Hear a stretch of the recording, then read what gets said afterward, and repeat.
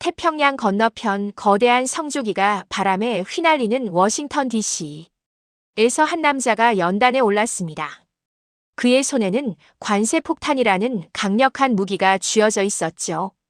이제 우리가 세계 경제의 규칙을 다시 쓰겠다. 라며 호기롭게 외쳤던 그 순간 아무도 몰랐습니다. 그 폭탄이 결국 자신에게 돌아올 부메랑이 될 줄은 말이죠. 지금부터 이야기를 시작하겠습니다. 구독과 좋아요는 채널에 큰 도움이 됩니다. 안녕하세요. 저는 세계 최강국 미국의 공장주입니다. 오늘 여러분께 역사적인 선언을 하려고 합니다. 바로 관세폭탄 발동입니다.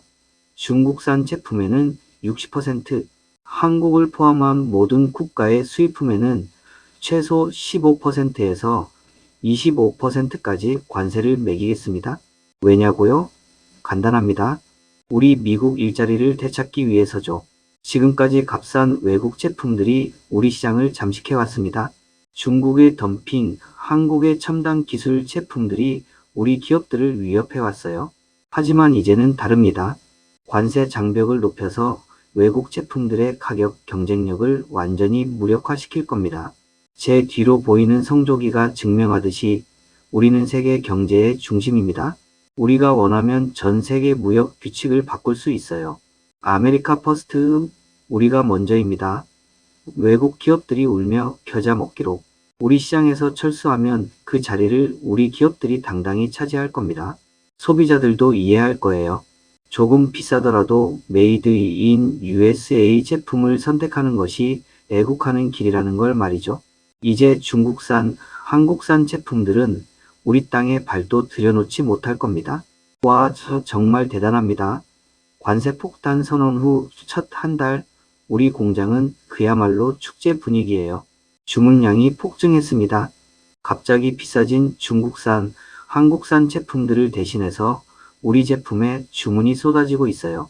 공장 직원들 얼굴에는 웃음꽃이 피었고 드디어 우리 시대가 왔다며 서로 하이파이브를 나누고 있습니다. 생산 라인은 풀가동 중이에요. 야근도 마다하지 않습니다.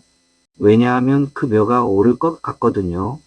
지역 신문에서는 관세 정책 대성공, 미국 제조업, 르네상스 시대의 열려라는 헤드라인을 뽑았어요. 저는 공장을 돌아보며 뿌듯해했습니다. 봐라, 내 예상이 맞았잖아.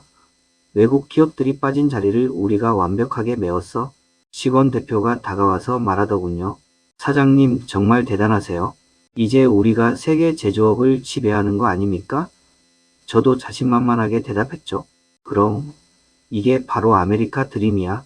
공장 앞 게시판에는 채용 공고 생산직 대량 모집이라는 현수막이 걸렸습니다. 지역 경제도 살아나는 것 같았어요. 우리가 정말 세계를 지배하는 것 같았습니다.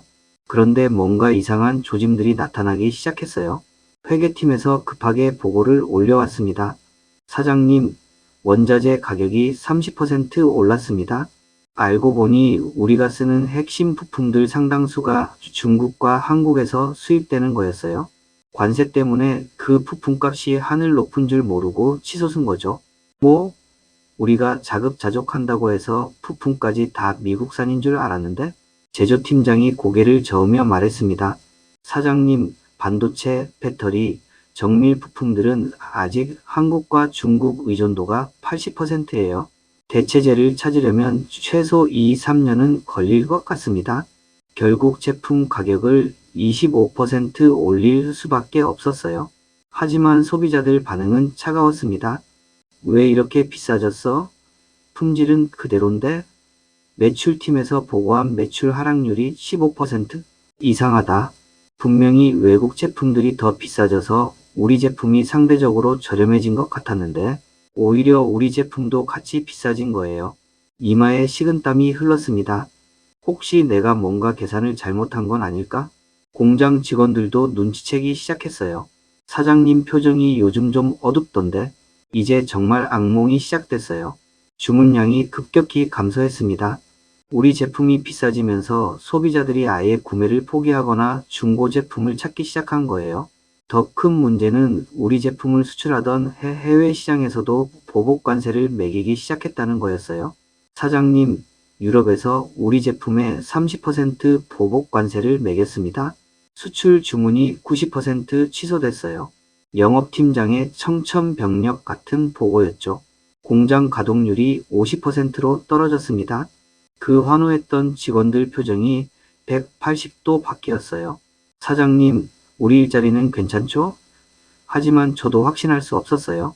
재정팀에서 또 다른 폭탄을 터뜨렸습니다. 사장님, 이대로 가면 3개월 안에 적자 전환입니다. 인건비를 줄이셔야 할 것 같습니다. 일자리를 지키겠다고 관세를 올린 건데 오히려 일자리를 줄여야 한다고?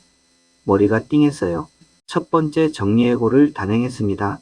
100명 중 30명을 내보내야 했어요. 그 뿌듯했던 현수막도 철거됐죠. 대신 구조조정 불가피, 직원 여러분의 양해 바람이라는 차가운 공지만 남았습니다. 1년째 제 앞에는 상상도 못했던 광경이 펼쳐졌습니다.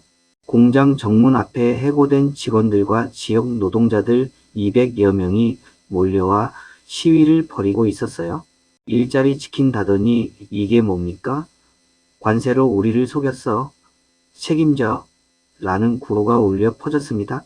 가장 앞에 선 것은 25년 경력의 베테랑 직원 존슨이었어요. 사장님, 저한테 관세 정책이 우리를 살릴 거라고 하셨잖아요. 그런데 왜 제가 길거리로 앉아야 합니까? 할 말이 없었어요. 정말로 일자리를 지키려고 시작한 일이었는데 지역 언론들이 몰려들었습니다. 관세 정책 1년 지나면 실제로는 일자리 2,000개 감소된다고 해요. 제조업 보호 정책이 오히려 제조업 위기 초래 같은 헤드라인들이 쏟아졌어요. 더 참담한 건 통계였어요. 우리 지역 제조업 전체 고용이 15% 줄었다는 거였습니다. 관세로 보호받아야 할 기업들이 오히려 경쟁력을 잃고 문을 닫는 일이 속출했어요. 미안하다, 정말 미안하다. 시위대를 바라보며 중얼거렸지만 제 목소리는 그들의 분노에 묻혀버렸습니다. 그때 깨달았어요. 일자리를 지키겠다던 관세 폭탄이 오히려 일자리 파괴 폭탄이 된 걸 말이죠.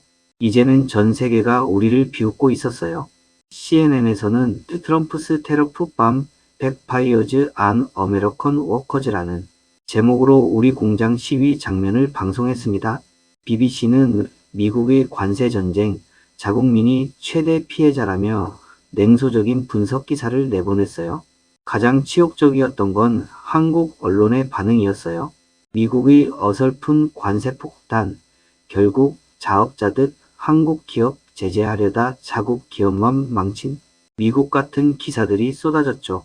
특히 한 한국 경제 전문가는 경제학 기초도 모르는 정책의 당연한 결과라고 신랄하게 비판했어요. 중국은 더 노골적이었습니다. 미국식 보호주의의 실패를 온 세계가 목격했다며 우리를 조롱했어요. 심지어 관세전쟁 교과서적 실패 사례라는 표현까지 썼죠. 유럽 언론들도 가세했습니다. 미국이 스스로 무덤을 판 관세정책 21세기 스무트 할리 관세법의 재현 같은 분석들이 연일 나왔어요.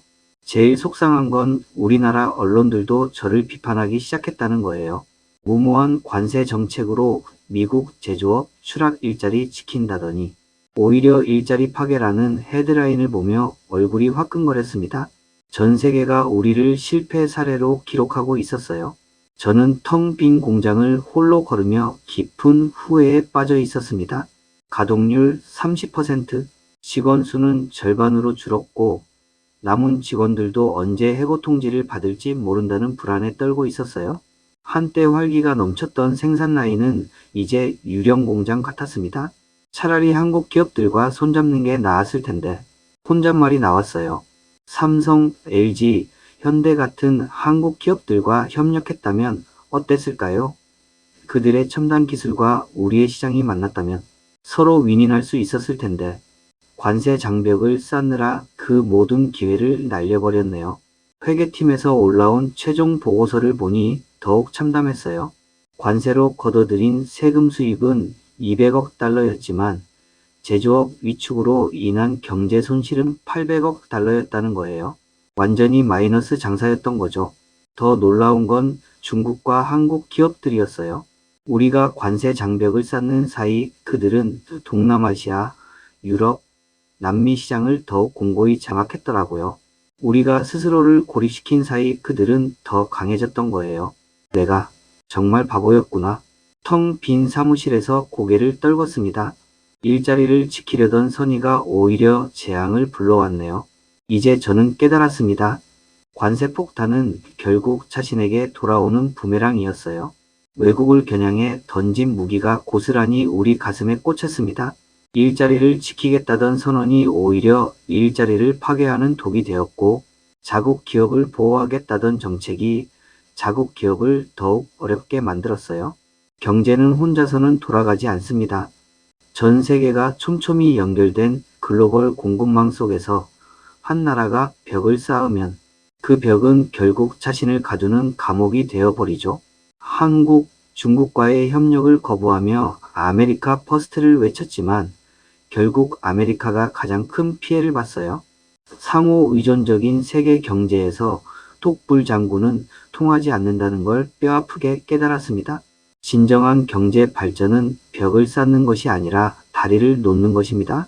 서로의 장점을 인정하고 협력할 때 모두가 함께 성장할 수 있어요. 관세 장벽 대신 기술 협력을, 무역 전쟁 대신 상생 협력을 선택했다면 지금쯤 우리 모두 더 나은 세상에 살고 있을 텐데요. 이것이 제가 관세 폭탄으로부터 얻은 값비싼 교훈입니다. 보호주의는 보호가 아니라 고립이며 고립은 쇠퇴의 시작이라는 것을 말이에요.